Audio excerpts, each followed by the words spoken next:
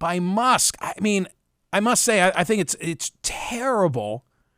And so soon to his having acquired to Twitter, it just presents him as being reckless, in his willingness to put this out. It pains me to say it because I'm so welcoming of his ownership of this platform. I went to find the story that he was relying on and that fueled all of this.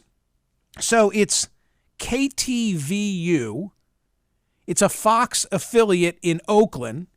The current headline on the story, alleged Pelosi intruder has manifesto of conspiracy theories, say sources.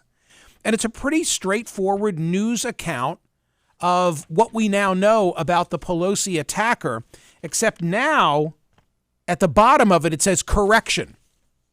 An earlier version of this story misstated what clothing the suspect was wearing when officers found him.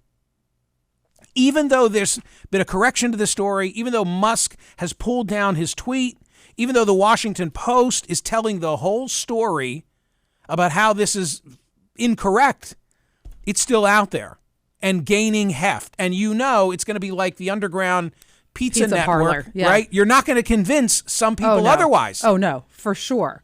For sure. I mean, the same people who think that they're, a huge sex trafficking pizza parlor. I think Hillary Clinton was involved with that one, will now be on this, and it will never, ever go away. Ever. It's crazy. Yes. Crazy. We can't even agree on what truth is. By the way, we can't even agree on what truth is. By the way, let me just say this.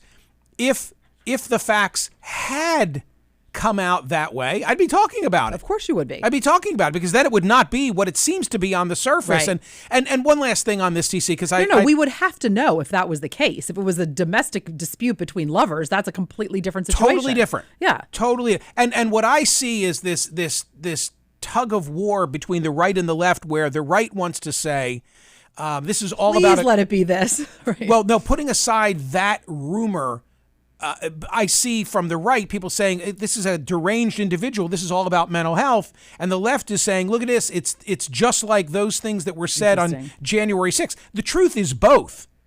Okay, the truth is both.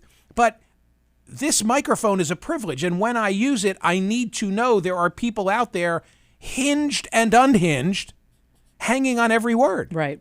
So you've always got to be mindful of the person who might act based on what gets said and what they hear.